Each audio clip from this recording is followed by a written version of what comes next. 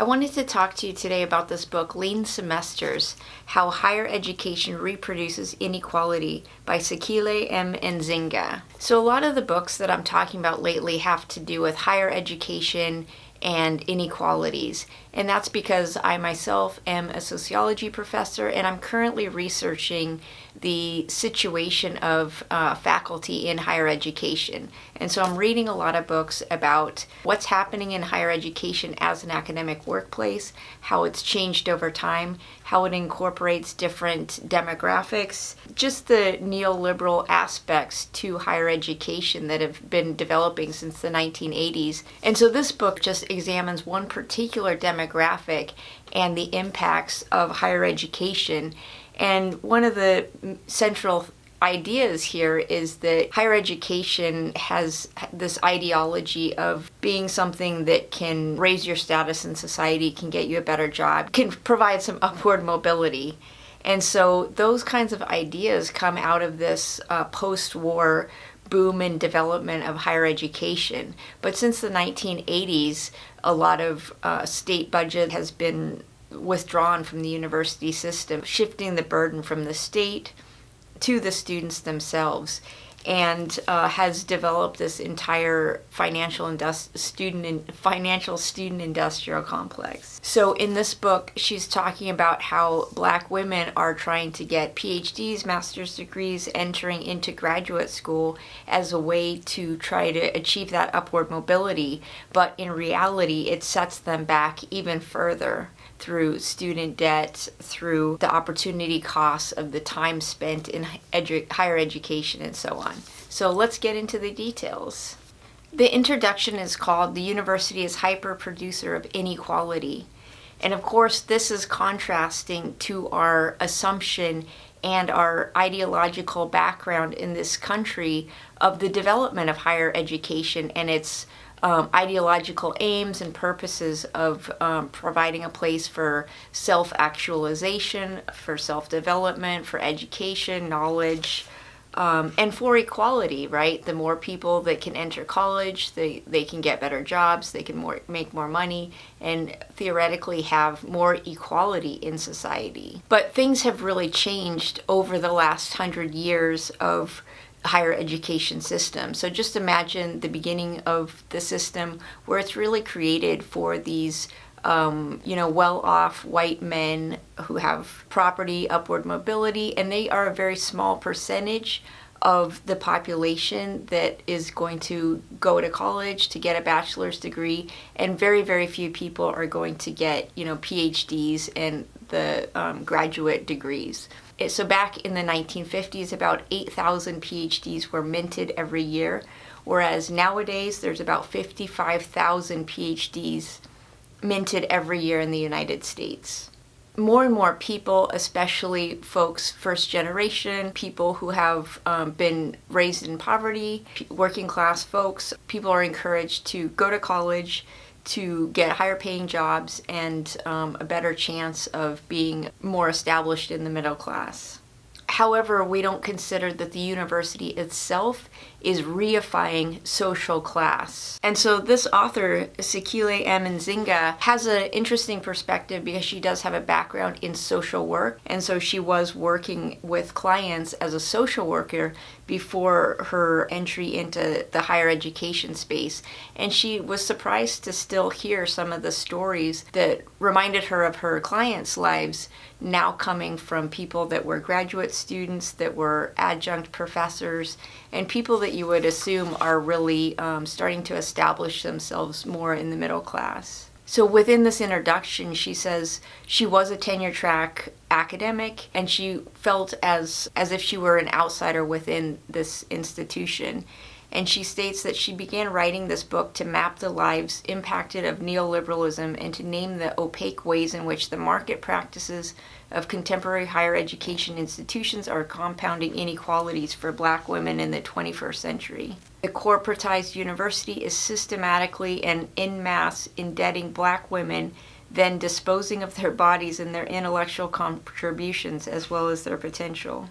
My central argument is that far from being a site generative of equality and opportunity, the university, whether private, for-profit, or not-for-profit, currently operates as a hyper-producer of inequality for marginalized populations, particularly academic women of color. So the last book I reviewed was Leaving Academia. So in that book, it talked a lot about the job market and the situation of freshly minted PhDs who basically cannot get tenure-track jobs because only 13% of all PhDs will end up with an academic tenure-track position. So therefore, the vast majority of PhDs are not going to end up in tenure track. So they either have to figure out a way to get into industry or be an impoverished adjunct if they insist on staying in the realm of higher education. And so in this book, talking about how a lot of Black women, they do stay on as workers in higher ed and thus end up as graduate student workers or as adjuncts, and they're not getting into those tenure track positions, and therefore the situation of their employment really does hold them back. So this book, she states in the introduction, still says that the volume focuses on 4 pressure points within higher education: the graduate school process, faculty appointments, parenting and caregiving as academic women, and attrition. She did previously publish an anthology about parenting and caregiving for academic workers. And she says she looks at the experiences of both graduate student women and faculty women as I map graduate school to food stamps pathway. This is an ethnographic book, so she's basing her data on interviews which she conducted in 2013 and 2014 with 31 women at various stages of their academic career. She said that some of the women worked inside academia, some of them also had other jobs outside of academia, and some did have partners that partially supported them or other family members. And overall, of all her participants, their income ranged from $7,800 to $40,000 annually. All but one of the participants were parents, caregivers, and the vast majority had live-in dependent children or adult dependents.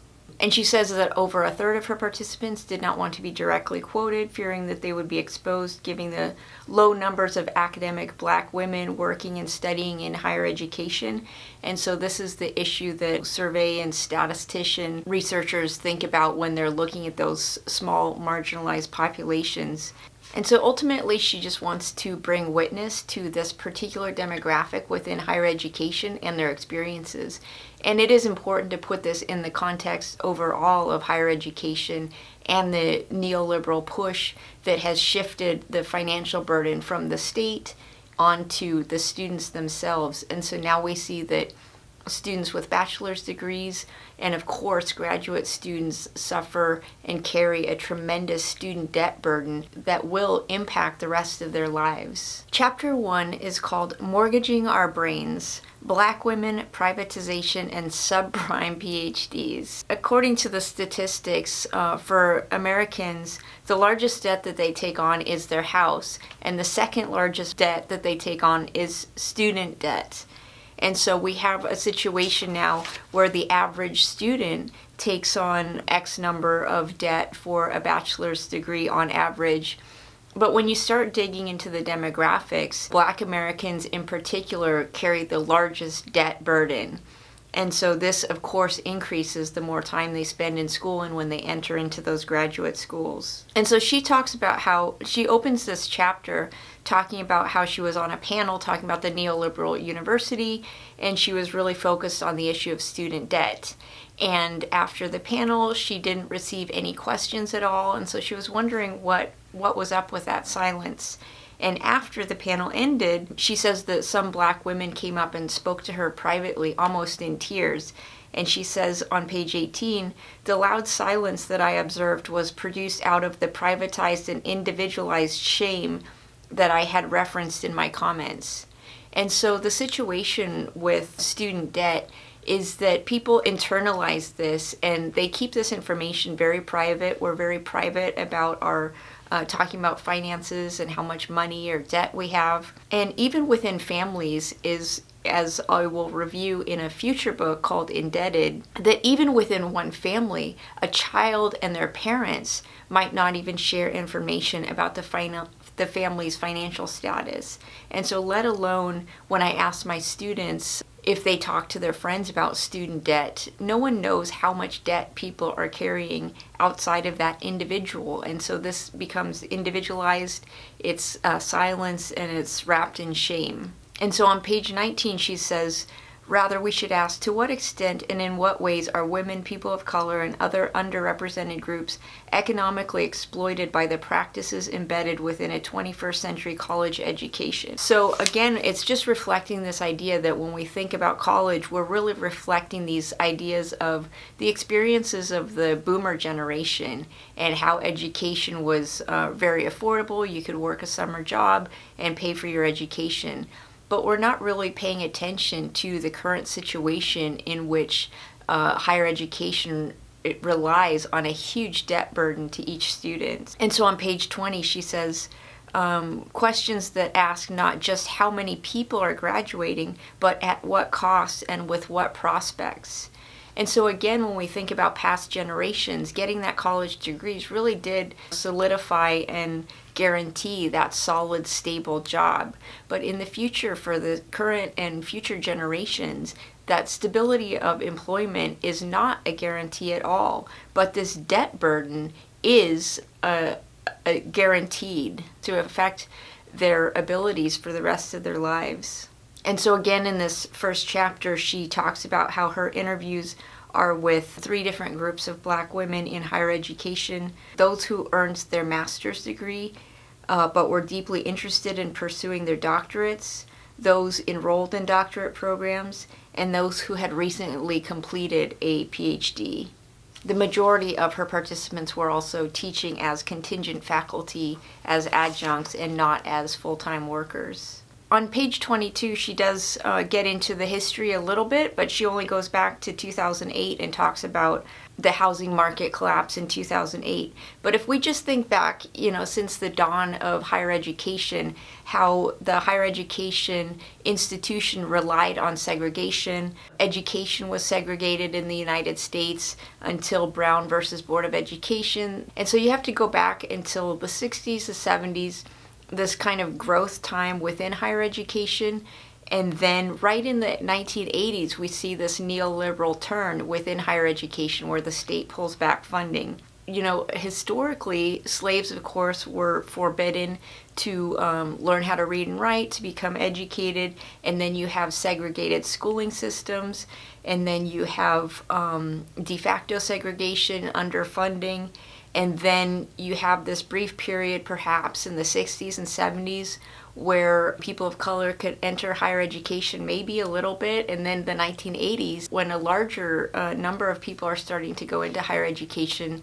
Then you have the 1980s, neoliberalism enters the higher education field, which withdraws state funding, federal funding from higher education, shifting the debt burden from the state to the people. And so this really impacts Black folks the most, especially when we look at the statistics of who's carrying the most student debt. And so this is just part of a historical trajectory where African Americans, Black Americans have always been either excluded, segregated, underfunded, and now over-indebted. And so this story just continues. This is not a new story, but it just shows the continuation of that old story as Black women are trying to have some upward mobility in the society. Now they're being held back in the current era by endless student debt that continues to grow.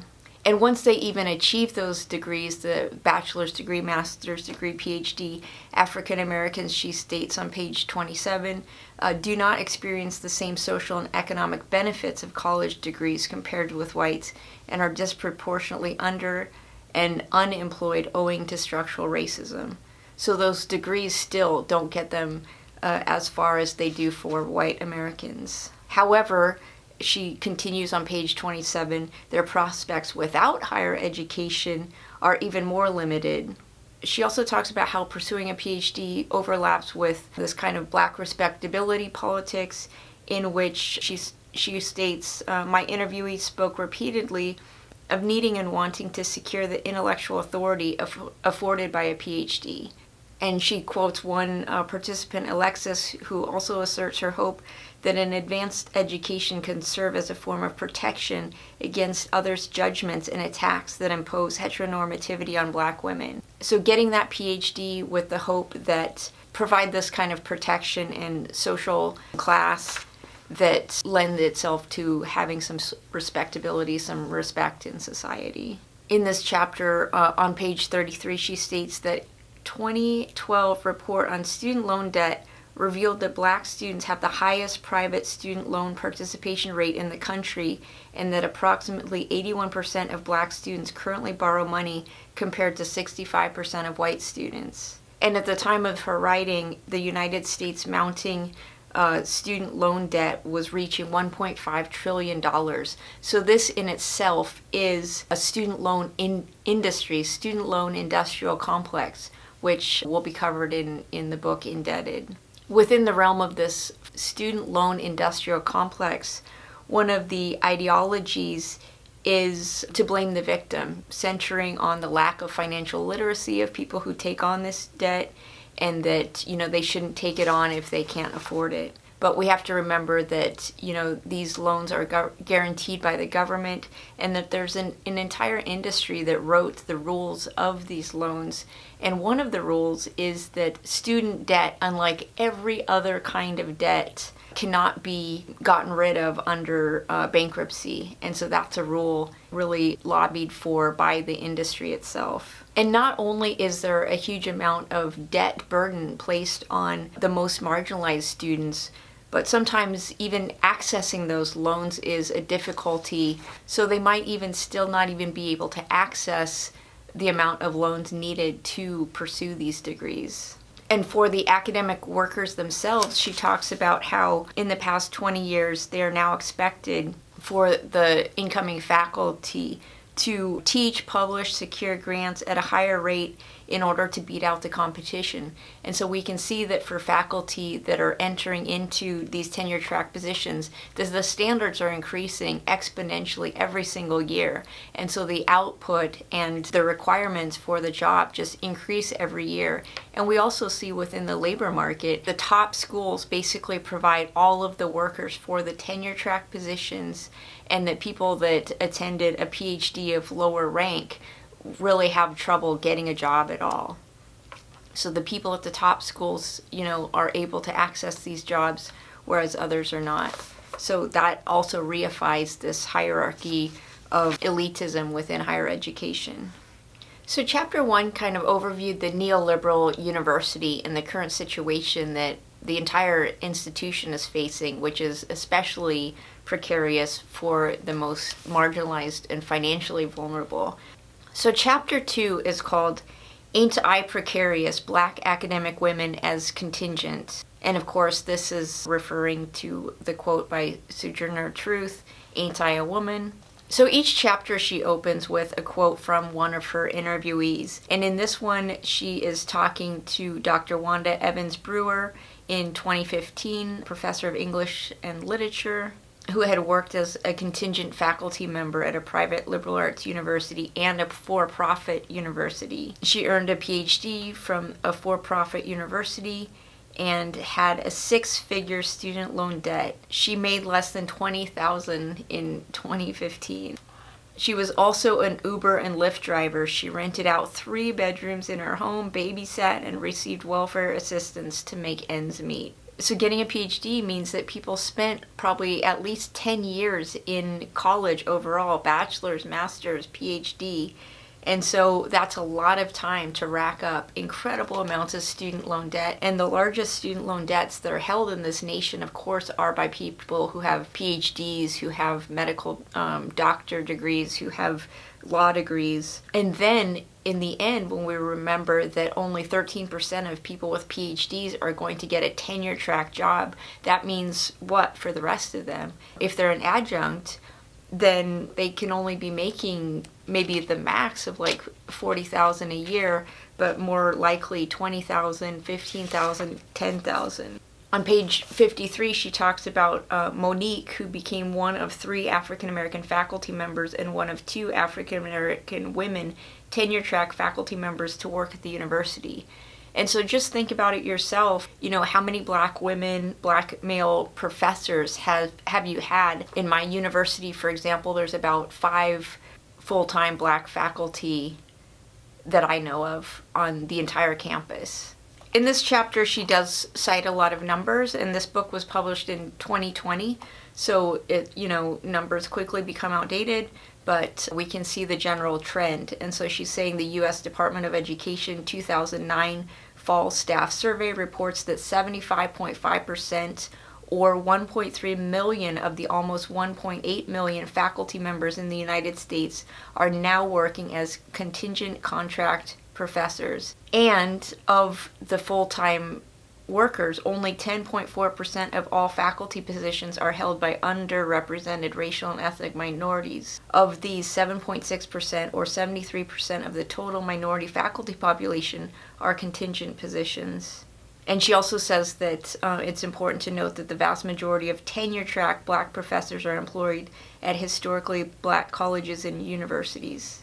She states that the U.S. Department of Education reports in 2009 that there were 6,411 black female assistant professors employed at colleges and universities, and there were only 2,331 black female faculties who are full professors. Conversely, there were 49,650 white female faculty members who were full professors during the same time period. And so we can really see that within higher education, within faculty positions, white women are pretty much on par with white men, especially within the School of Liberal Arts.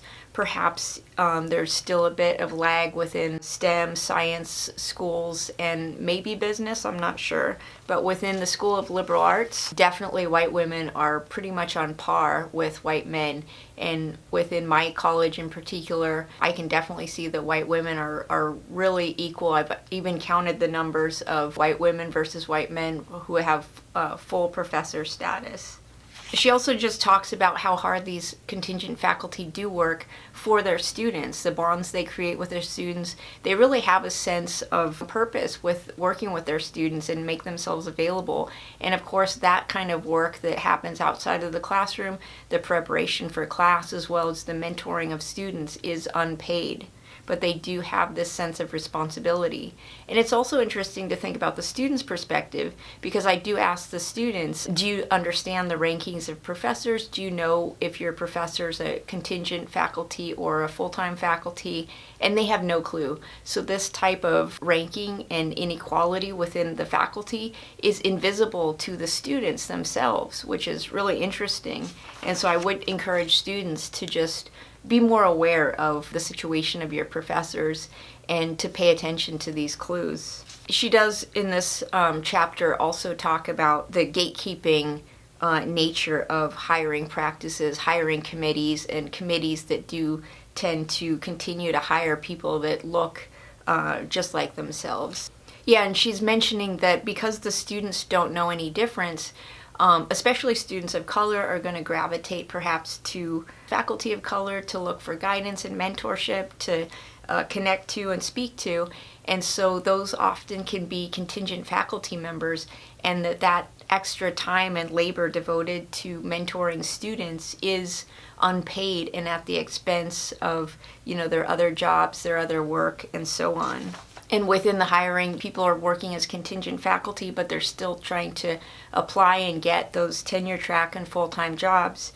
And the hiring committee, which is the gatekeeper who decides who to hire and who to not hire, they do use this criteria of fit, like a good fit for us, like who fits into the department. And that's just a category ripe for discrimination.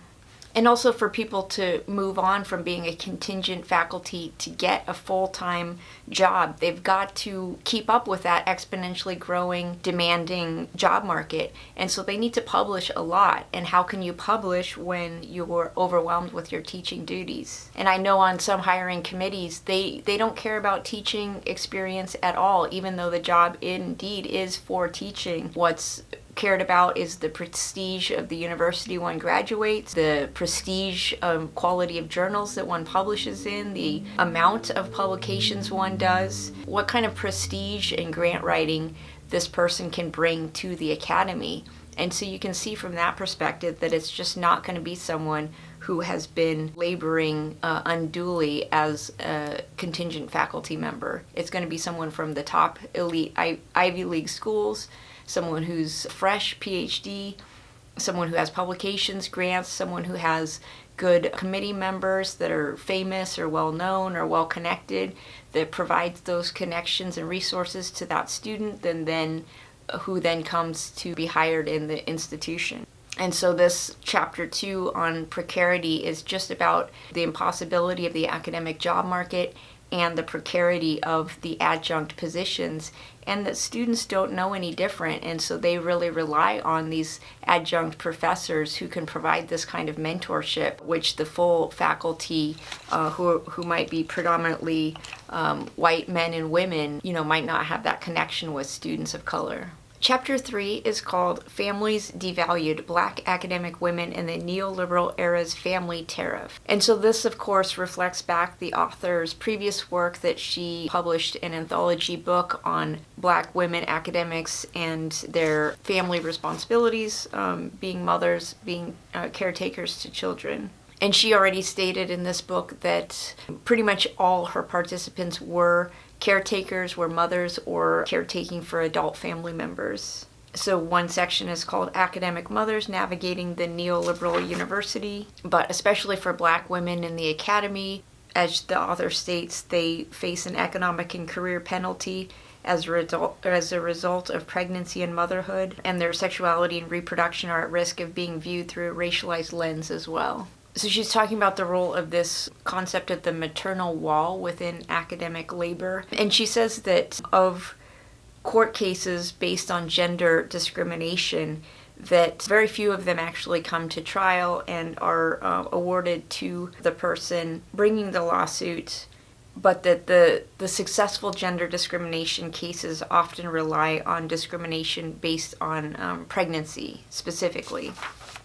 And so one of the ways in which adjunct labor overlaps with especially white women's position within the academy as adjuncts is that women academics with caregiving responsibilities are generally positioned to choose part-time academic work more often than men because it is framed as more flexible. So for this chapter, we could really examine the position of white women academics and their status within higher ed as far as full-time positions, contingent positions, and then also the information of what kind of partnerships do they have. Do they have a spouse or partner that is able to financially either fully support them or financially significantly contribute to their support and to the children's support? And so if we looked at those kinds of statistics, we could see just the extra burden for Black women academics who are facing caretaking duties within the home, perhaps partners with less earning power than their white counterparts, and then the amount of labor required, especially for adjunct and contingent faculty compared to those who do have tenure track positions. In this chapter, she also talks about how many adjunct professors do qualify for welfare benefits, for TANF benefits, and many do also receive those benefits. And so she's talking in this chapter also about these racial stereotypes of the welfare queen. She has a section called The Welfare Queen Goes to College, ? And so the tension between needing public assistance and utilizing it can be a racialized and gendered minefield for Black women, and highly educated Black women are no exception. And so in this chapter, she's also talking about the requirements from TANF to receive public assistance, and she's saying that in some cases these graduate students might receive some kind of small grant stipend, and therefore that disqualifies them from receiving food stamps and what have you. And that also the state part of welfare and TANF needs to be more understanding of these kind of contingent labor practices. They're making this small and sporadic money, but then that does not allow them to access the food stamps which they qualify for because of their low income. And so just the extreme precarity of how women who do have families are really devalued at that access, and because of that, from both the state receiving welfare benefits that they qualify for because of their low income, and from this neoliberal and corporate university squeezing them out additionally. There's also a section called Black Academic Women Navigating Heteronormativity, and this idea that, well, to quote one of her participants, to her, adjuncting is becoming a space of heteronormative privilege, one which she defines as being more compatible with white women's circumstance. And her participant states, I found that adjuncting worked for married people, like someone who has a partner who earns in an entirely different field and they earn a lot more. So you get on their health care. I know a lot of women like that at this school, and I have known them at other schools too. If you have a partner who will carry you, so to speak, financially, that's pretty much how people wind up in these careers for a long time. The author states, many of the women were navigating the felt or real economic reliance on male partners as their educational debt increased and or their employment opportunities were truncated. So the people that are actually able to survive these low-wage academic positions are especially white women who are partnered with white men who, especially if they are higher earners and can support their spouse, then if a person has that kind of financial support from their family, then they can survive in these positions. But for Black women who need to provide for their children, might have partners that don't earn as much money, they really need to earn, a full-time wage, and they won't be able to survive in these adjuncting positions for long, and will either have to find a different, track of employment, leave the realm of higher education. And so this chapter, Family Devalued, is really showing the difficulty and the pressures at the intersections of people with families and working as contingent labor within higher education. Chapter 4 is called Jumping Mountains, Resisting the Marketized University. In this fourth chapter, I shift my lens of analysis to foreground the insights and analysis of these very same Black academic women who, despite having to navigate these economic and institutional conditions, offer a blueprint for the way forward outside of dominant market interests. And so this chapter's idea then is that if you centralize Black women's academic experience within higher education and really address their issues and concerns within this economic labor market, that will just help out all workers within the academic labor market. And so she goes back to the Truman reports from 1947, which holds up these ideals that the federal government once had to financially support and uphold the institution of higher education in this ideal of upholding American democracy, an educated public. And so some of the testimonials in this chapter talk about the issues in which these women are navigating their experiences within the academic workplace and the ways in which they critique and resist the neoliberal university. And she states on page 143, it is important to situate contemporary Black academic women's critique of higher education, even while knowing that neoliberalism is coming for everyone. So even though the situation is very dire for faculty in higher education in general for everyone, and then especially for the most marginalized positions, she talks about how these women within the academy are still trying to do something from their particular position within the academy. She says on page 143, for instance, they each spoke freely about the broad range of academic labor practices, like retention services that they were engaged in that were steeped in a climate that devalued them as racialized, gendered, and economically precarious academic workers. Since other Black and brown students might really come to these particular faculty workers as mentors and to really connect with, they do provide their time to the students in order to provide these mentoring relationships and just out of the sense of their care for their students. She frames this as one way in which the workers are resisting the neoliberal university by really providing that attention and care to marginalized students in the hopes of their retention and ultimate graduation. So she talks also about in higher education, of course, the focus is on research and bringing in grants and these kind of high-moneyed prioritizations. And so, of course, in that situation where research is prioritized over education, then these academic workers lose out, as well as their students. And so some of the workers talked about how the community college space is more of a place for student retention and for really paying attention to the details and care within the teaching, and that the institution itself prioritizes research over teaching, and how that contributes to this situation of inequality both for the students and for marginalized faculty workers. So a lot of her participants really had this sense of ambivalence. They understand that their labor is being exploited, they care for their students, but they also don't necessarily relate to the academic labor movement. And they're just trying to survive and get through their daily life. And so one of the participants, for example, Marquita, states on page 151, if you're an adjunct, you have to make decisions about where you want to plant yourself in that discourse. It's just that financially that doesn't work. So what do I want to do that is going to keep me engaged intellectually so I don't feel like I'm losing what I've been practicing as a teacher, but then get paid more than what I would get paid as a teacher? In this fourth chapter, she's really talking about the ways in which these faculty use their everyday life on campus to prioritize teaching and their connection to their students and student retentions, even while they're living in this neoliberal university that prioritizes research and big grants. One of the participants she talks about continues to suggest a return to emphasis on teaching is imperative if we're to prepare our students to be critically engaged in global society.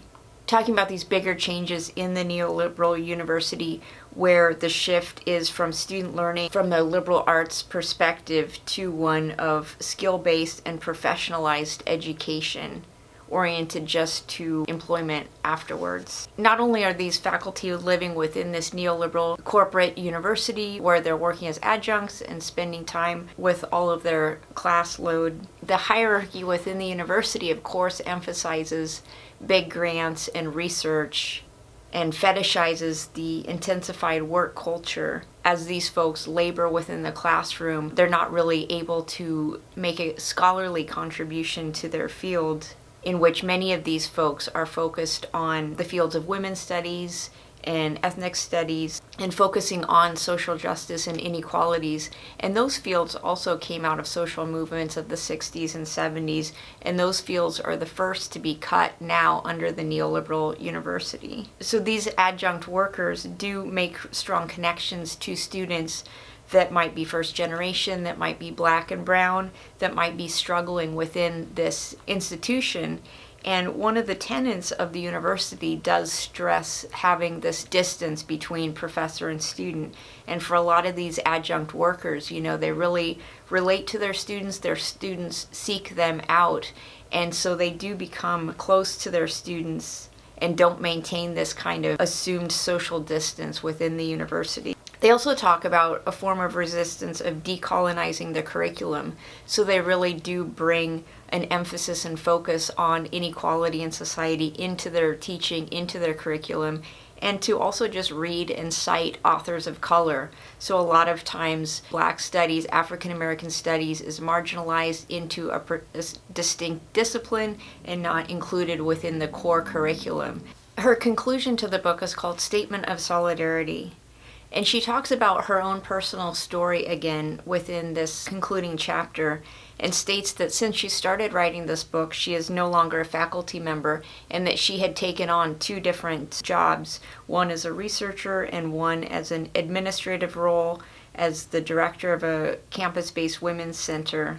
And so now she is no longer a tenure-track faculty member, and previously did leave a tenure track and a tenured position within the academy because she had ended up in a region of the country where she and her husband and 3 children didn't want to spend their lives. And she's dealing with all of these challenges that the labor market does provide to its workers. So first, she and her husband are both academics, and so they had the 2-body problem within academia of ending up somewhere where both of them could not gain full employment. And so she became the so-called trailing partner to her husband that was the lead candidate and had just published a book and was recruited and hired with tenure at the associate associate rank. But she, on the other hand, was offered a tenure track partner position, but she would have to go up for tenure a second time, which she'd already been through. She also gave birth to 2 of her children while she was a PhD student, and as a PhD student, there is no maternity leave, and so you just have to kind of figure it out with giving birth and taking care of a brand new baby while balancing one's schoolwork and any kind of teaching load. And so she says on page 170 that some people would say that she chose of her own will to leave this profession, but she would argue that she's more pushed out by the circumstances of the profession.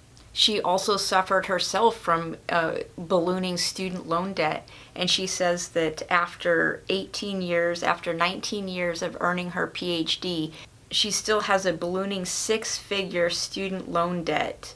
And so that her brain, in fact, is mortgaged, and that she and her partner did combine and consolidate their student debt. It's a loan that is 6 figures large and that continues to grow and grow.